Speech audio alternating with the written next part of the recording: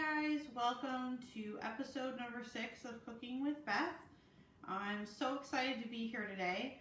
Sorry we didn't have an episode last week. I was in the middle of writing a book as well as editing another one, and it was just a lot of work. So didn't have time to put one of these together.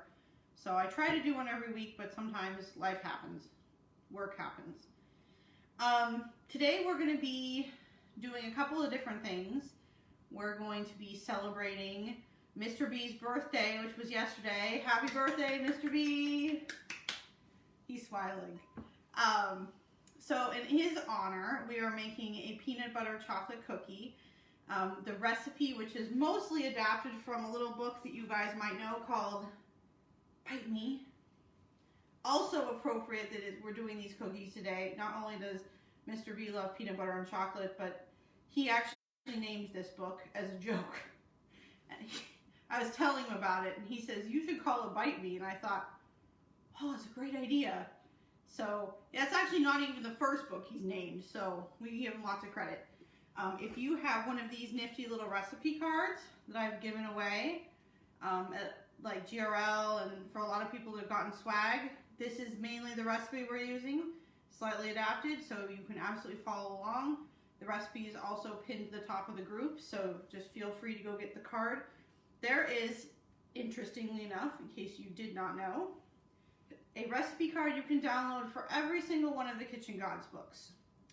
So you can always do that and just print it out and make all those recipes, and all the recipes that are on the cards are featured in the book. So I'm going to put this to the side so we don't get it all messed up. Because, oh, I was going to mention one last thing. We are going to be doing a giveaway, a big giveaway in the group to celebrate 700 members. Woo! Thank you everyone for joining. This will be one of the books I'll be giving away. And you could win your very own actual recipe cards too, by the way. Something else we're going to be doing while the cookies are baking is I'm going to be doing a live reading from Hazardous Things, 2 small scenes that I'm really excited to share with you. So make sure you stay tuned for those because I'm really excited about Max and Felix's book, and I know you guys are too. So let's get going on the cookies. First thing we're going to do is our dry ingredients. Luckily for us, we don't have to, what's that word? Sift anything today. Sifting with me is obviously like a huge problem.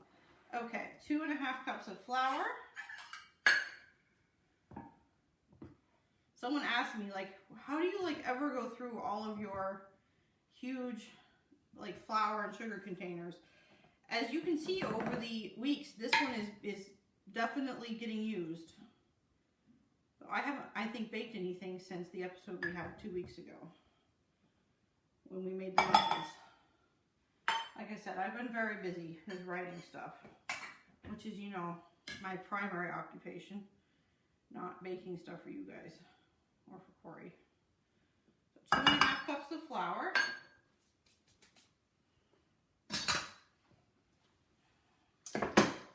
And baking soda, 1 teaspoon of baking soda, and 1 teaspoon of baking powder,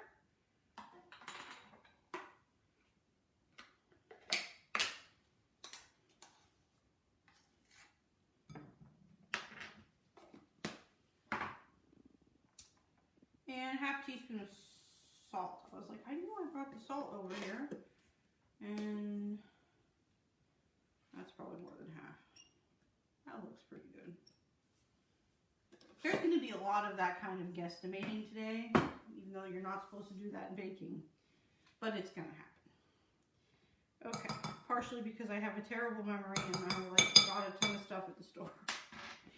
Okay, so we have our dry ingredients. We're going to get the wet ingredients together.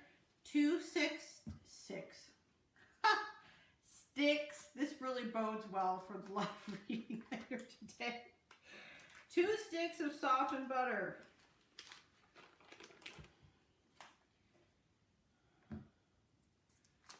I would like to preface the live reading by saying that I am not a narrator professionally or otherwise. I just write the words. so it will probably not be perfect. In fact, it will probably suck. So just temper your expectations. So 2 sticks of softened butter. And then our other problem. Wait. Never mind. We're not at that problem yet. This is very small writing on this card. I would like to apologize to everyone in advance, or post creation and also right now, because it's really hard to read. So, okay, we're actually going to do the sugars and the butter together. Basically, don't listen to me. Just something I say a lot during these things. I wonder why I'm doing them if I just keep telling you not to listen to me. Let's move that over there.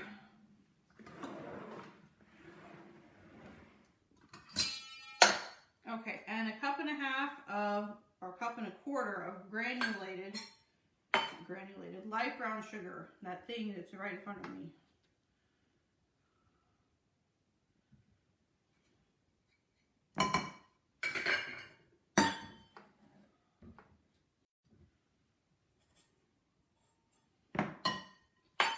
Okay.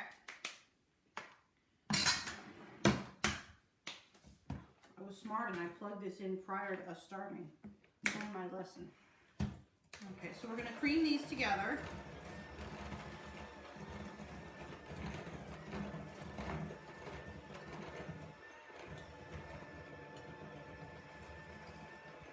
I'm trying not to get like butter and sugar all over the kitchen, because technically it is Corey's birthday week and I don't want to make him like have to clean all this up.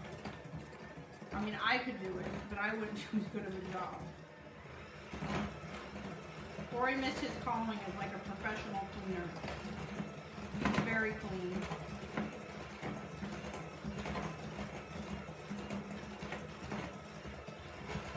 This bowl is not as loud, but it's definitely like not quite as deep as it needs to be. Sorry in advance, Corey. At least I'm not like having to clean the tomatoes off the ceiling.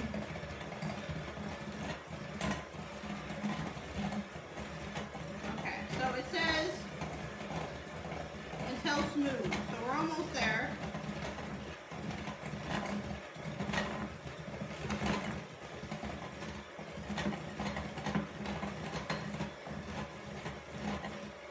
Okay, that looks good.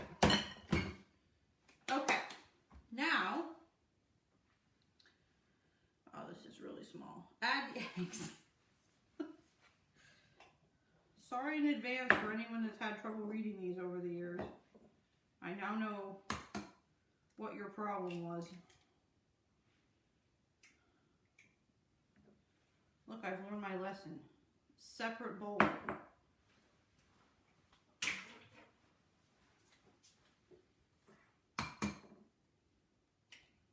You could probably add them one at a time and then beat, but you know, that's not what we're doing here. Okay. Now for Mr. Eggs.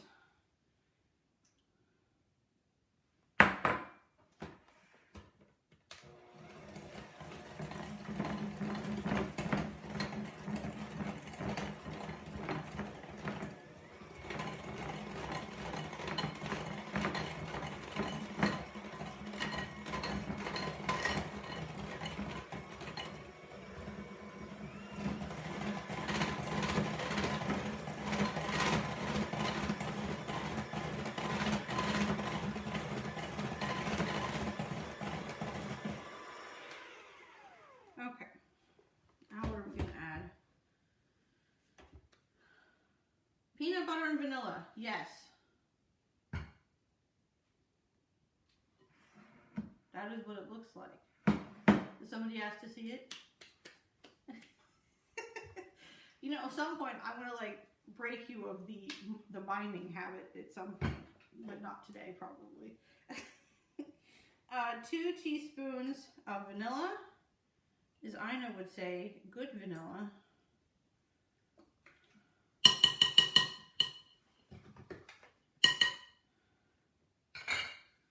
And then our ingredient we were having trouble with. I did not realize we were almost out of peanut butter. This actually, well, no, we're not almost out. This recipe just calls for a lot of peanut butter. This recipe calls for 2 cups of creamy peanut butter. We definitely don't have 2 cups here, but we're going to make up for it with all the mix-ins. So I'm going to just get as much peanut butter as we can out of this jar, which will probably be an entertaining experience for you. That's about a cup. I think we maybe have like almost 2 cups. You want to do it? I don't know what you're asking me. Tell me what you want. Anyway. Oops. Something went flying right there. Sorry, Corey, in advance. Yeah, that's maybe like a cup and a half. That's okay. It will be very peanut buttery anyway, because we have some really fun mix-ins. You want the jar? There's plenty.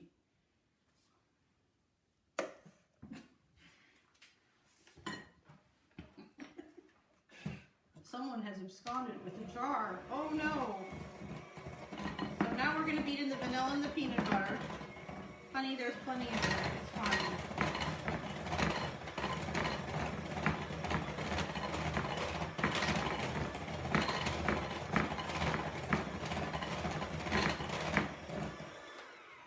I'm going to actually scrape down the sides here.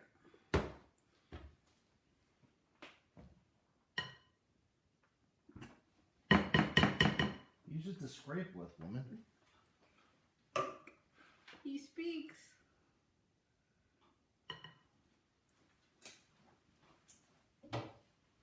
By the way, I did put peanut butter on the grocery list.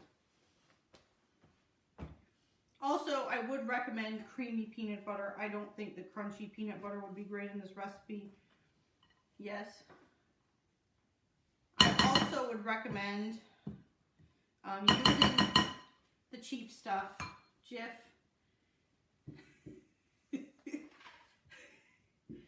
Jif or one of the cheaper, but don't use some like gourmet organic one that's tending to separate, because I don't think that's going to do your cookies any favors. So we're going to make sure this is completely beaten. If you actually have 2 cups of peanut butter, that's probably better. But like I said, these are not going to be suffering at all. Okay. What are we doing now? Did I miss any ingredients? This is so freaking small. Okay. Add the dry ingredients to the wet ingredients. Probably better to do this a little bit at a time. Also, we'll probably make it so that this doesn't go everywhere. Needless to say, you do not want to make these if you do not like peanut butter, because there is a strong peanut butter flavor. And I would also not recommend making these if you're allergic to peanuts, because that's just bad. Don't do that.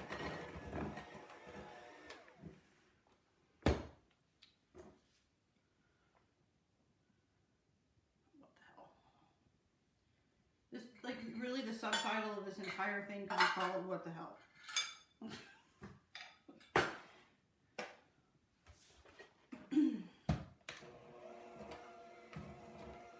You definitely want to mix this on low, and probably not in such a shallow bowl. Just thoughts, because I didn't include that in the very small print of the recipe.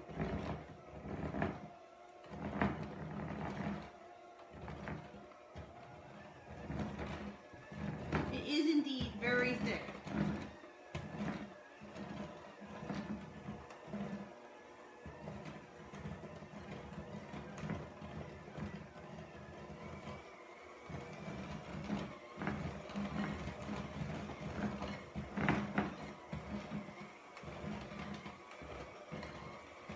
Mr. Mixer is like, he's feeling overworked today. Okay. I'm gonna wear it. I know I am. No. Oh, there, someone, Yeah. Yeah, that was like the 5th piece. You missed the first 4. Hey, honey, you want to lick one of the beaters? No? Okay.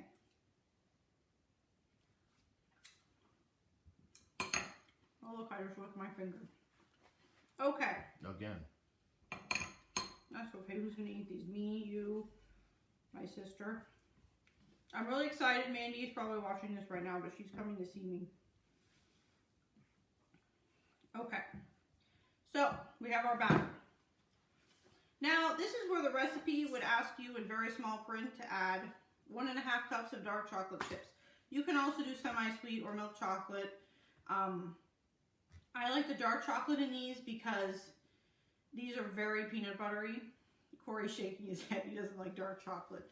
There's a reason why I don't usually make them with dark chocolate. I make them like that for my dad, who loves dark chocolate, and Mandy, who also loves dark chocolate. But we're going to go a little bit more wild. We're going to add a couple different things, and I'm probably going to add more than 1.5 cups of chips of various kinds. I'm going to start with some of these Grand semi-sweet chips, which is a bigger version.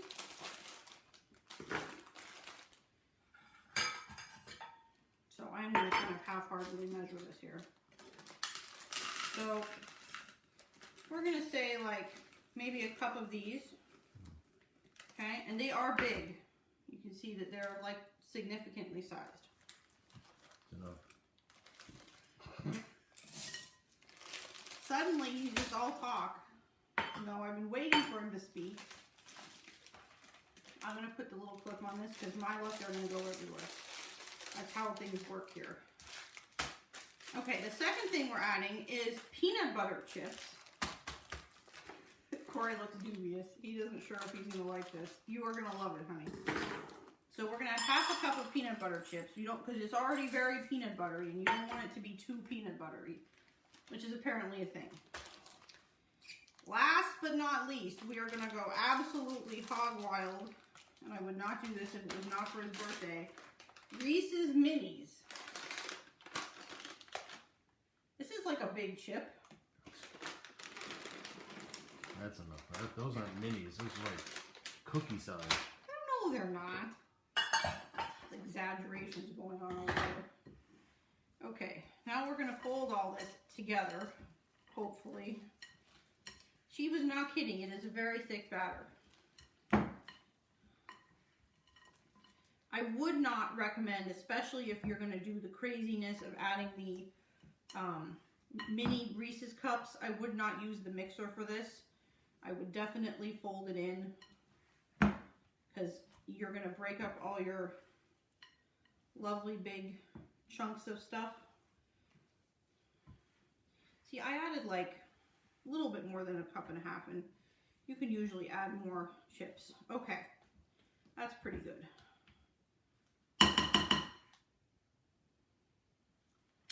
Tasty. So, as you can see, there is quite a bit, but it's not like overwhelmingly large amount of chocolate chip. So, next thing I'm going to do, get our pan. I have these pans that I just use for cookies, but you can always just use regular cookie sheets. Spray with a butter nonstick spray. Use a sil pad or a silicone mat. That'll keep you from having a problem. So this is also a pretty big scooper. You know, Angela had a really good idea that I had never tried before, and we were already kind of going into the wild weeds here with the not having enough peanut butter, so I didn't try it. But she was suggesting to me today that we know would be really good is if you took the butter that was supposed to be in these and you browned it first. Like those brown butter cookies that we made in our first episode. Yeah, that would be delicious. She'll have to get back to us and tell us if that worked out, if she ever tries it. Okay, so we have our oven preheated to 350. I'm going to stick these in.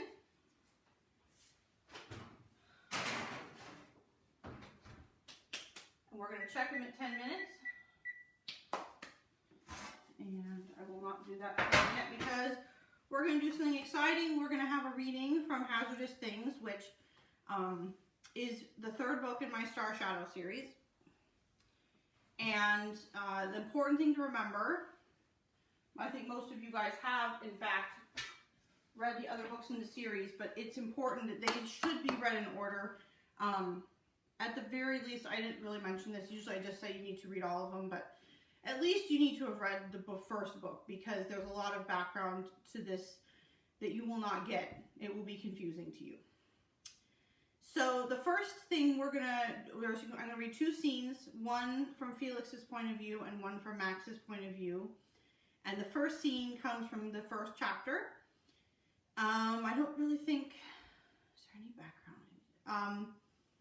Yes, it is the night of the Grammys ceremony in which they were nominated for an album of the year and they lost to Beyonce, because we should all be so lucky to lose to Beyonce.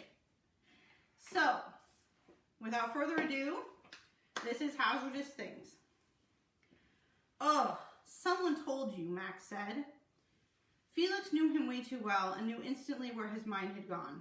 Where's the leak? Who blab now? It was impossible not to be close to and work for one of the biggest bands in the world and not see how sometimes it wasn't all fun and games. Often details they didn't want anyone to know leaked anyway. Sometimes it felt like the world wouldn't stop chipping away at pieces of all of them, pieces they had no interest in sharing. It was why Max held himself aloof now. Felix knew that. Just like Felix knew that he'd been inside those walls for years now. The only reason he wasn't anymore was because he'd forcibly removed himself. Someone told us what? Caleb asked kindly. Nobody could understand the invasive world of celebrity as well as he did. He'd suffered the most, without question. Max took a deep breath. I'm spending the break having ACL reconstruction surgery. Felix dropped his phone onto his lap, charade of being busy and occupied, completely forgotten. Shit, he exclaimed, coming over to where the rest of them stood, loosely circled around Max, like they could protect him even from this. That was how this band, this family, worked. They had your back no matter what, even if it was hard, even if it was impossible. My knee is shot, Max added with a wry, lopsided smile.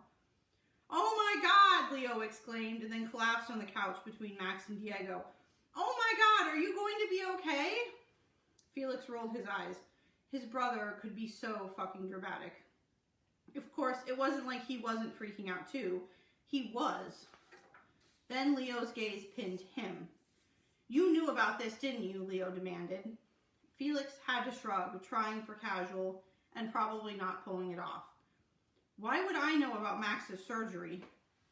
I don't know. You've always stuck to each other like glue, Leo retorted. Not recently, and you know it, Felix thought rebelliously at his older brother. I didn't know, Felix said, and hated himself a little because he should have known. If he hadn't stopped returning Max texts and spending every available minute with him, he'd have known, undoubtedly. But he's going to be fine, I know it. Diego lifted a questioning eyebrow. How do you know that? He knows because he's not stupid, Max said. There's risks, of course. Of course, there's always risks, but this is a good team. They do this all the time. It's honestly a routine procedure. Good, Benji said, jaw jutting out, because that's all I'm going to accept, unlike some melodramatic, overreacting assholes. Felix was often astounded at how, even though he and Leo were the most stubborn people on the planet, somehow the rest of the band gave them a run for their money. I'm not an asshole, Leo yelped. It was impossible to hold back his eye roll. You are the king of assholes, Felix muttered. It was amazing and also a little jealously inducing how charmed Caleb looked by this accusation. You kind of are, babe, he said softly, nudging Leo's leg. It's so cute. It's not cute, it's vomit-inducing, Felix said.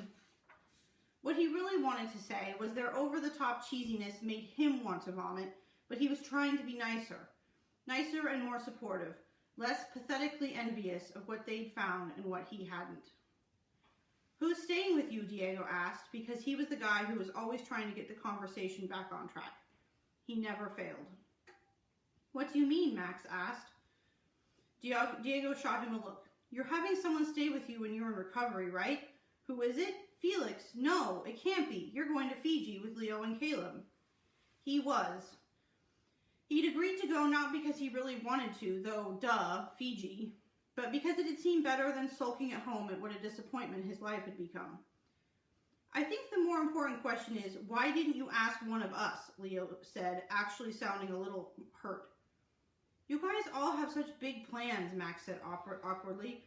Break plans, you know? Besides, I'll be fine. The house is one level, and I have plenty of binge watching planned. I'll be fine by myself. It's not a big deal. Felix wasn't even the tiniest bit surprised.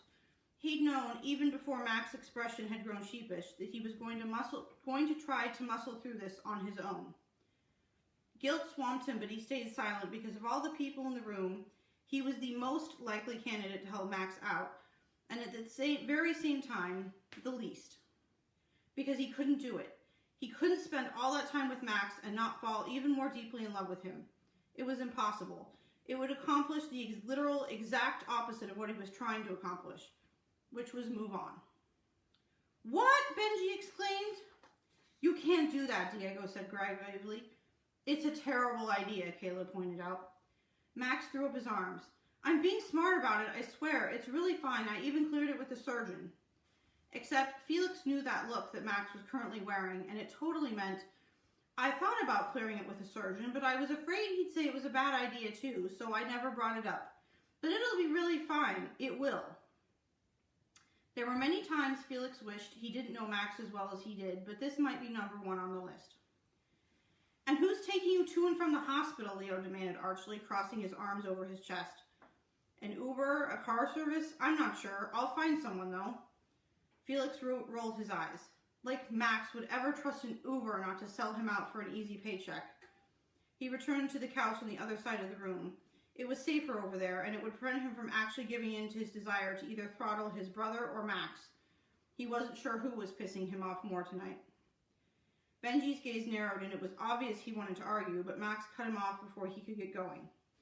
Let's just drop it, okay? I'll figure it out. I don't want to ruin this night with an argument. We're supposed to be celebrating. Right, Leo said, celebrating losing or something like that. Felix watched as he met his boyfriend's eyes, and they had one of those wordless conversations. Felix might have been annoyed, or maybe even jealous, at their apparent ability to communicate without a single syllable spoken aloud, but he was too used to it to let it bother him anymore. What he did know was that neither of them, and probably Benji and Diego too, weren't going to let Max go through anything alone. Felix already knew what was going to happen, and also that he wasn't going to be able to say no, even though he knew he should. So that is a little bit of Felix's point from Hazardous Things.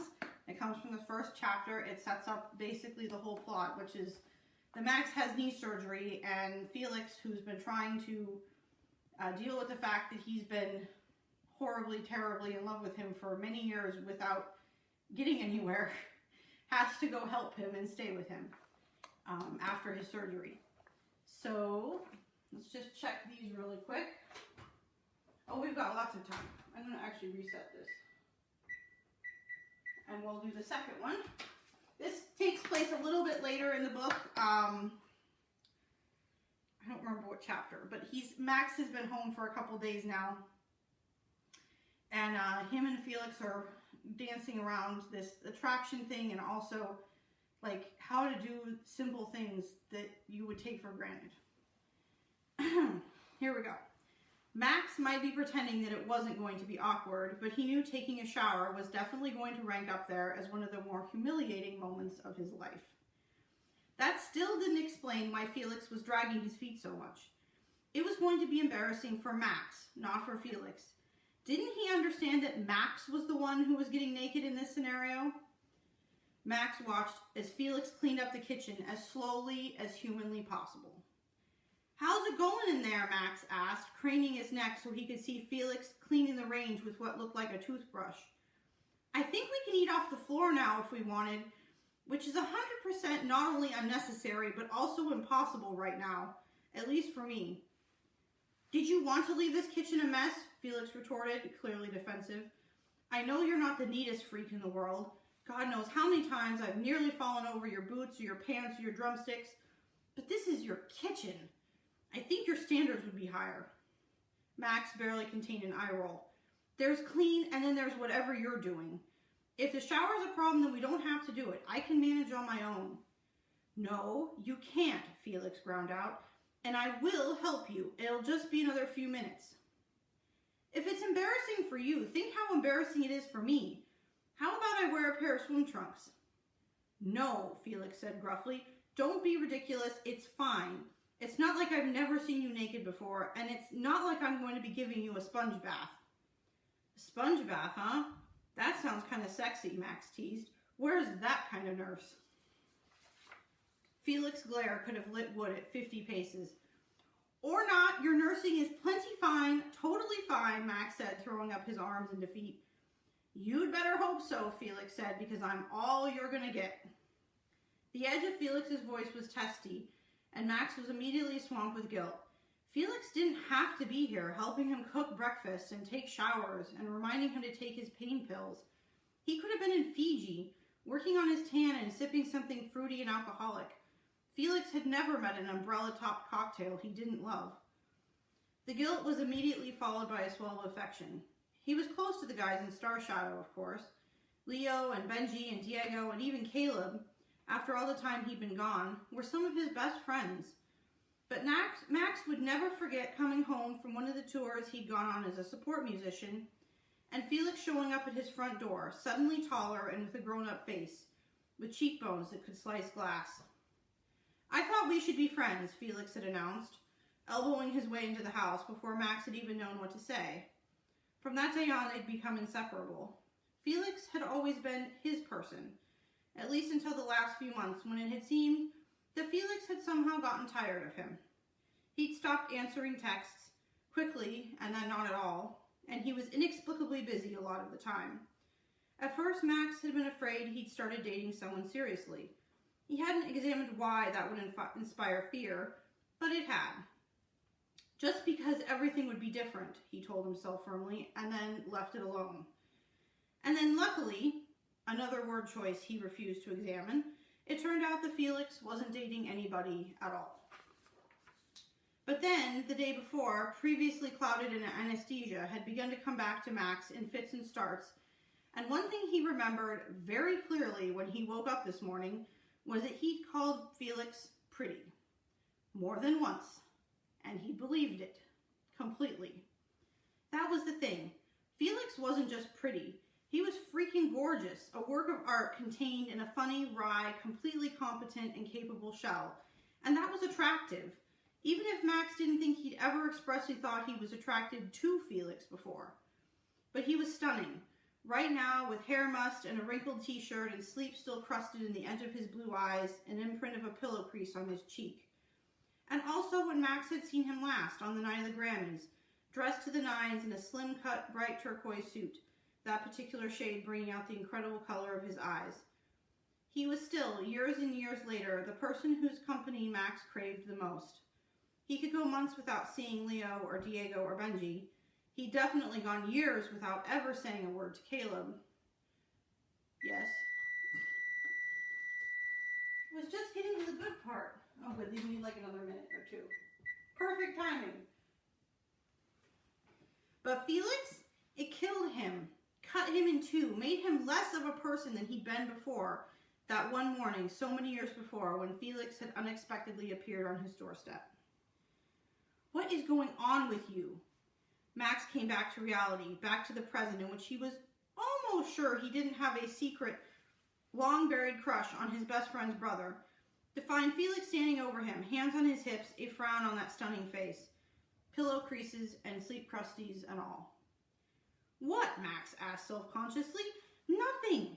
I was waiting on you to stop scrubbing my range with a freaking toothbrush.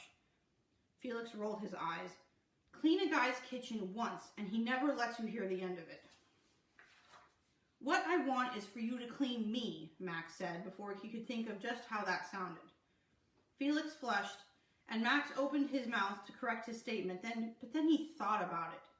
Maybe the exact same way that Felix was thinking about it, and suddenly he was hot and cold all over. All that pale golden skin, wet and flushed and soapy, those blue eyes staring at him like Max was all he would ever need. Unexpectedly, every single molecule in Max's body craved to be just that, Nothing more and definitely nothing less. I mean, Max said, taking a deep breath, I mean I would like to be clean at some point today. That's one of my favorite scenes. Well, actually, what's coming up is one of my favorite scenes. But if you want to read more about the shower that Max ends up taking, you will have to check out Hazardous Things, which is coming out May 29th. It is available for pre-order. I'm sure there is a link to it at some point on my group or my page. If you'd like me to link to it again, I absolutely can. Let's check these. Look at that perfect timing. Sometimes things work out. Oh my gosh, you smell amazing. I'm gonna actually get a...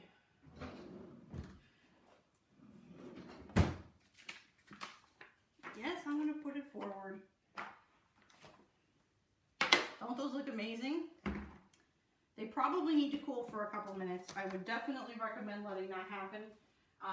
Definitely for a couple minutes on the pan before you put them on the cooling rack, because they need to kind of get together a little bit. But I think, oh yeah, those are, ooh. See how that kind of fell apart just there? It needs a little time to kind of, I don't know what the technical term is, re-amalgamate. If you have any questions, this is a great time to ask. If you liked me doing the reading, we can do more. Just let me know. Any questions or anything coming through? No? Corey's still eyeing the cookies. The closest we had was whether or not that was wine or balsamic vinegar. Like I would keep wine in that little small container. No, our wine is we have a wine fridge that's behind you for whites and rosés, and then we have 2 big racks in the dining room, and then also some boxes in the closet. So we have a lot of wine. That's balsamic vinegar. That's actually from this really nice shop in Wilmington that we went to with my sister-in-law. But I think that's just about it. If anyone has any feedback on today's show, please feel free to let me know.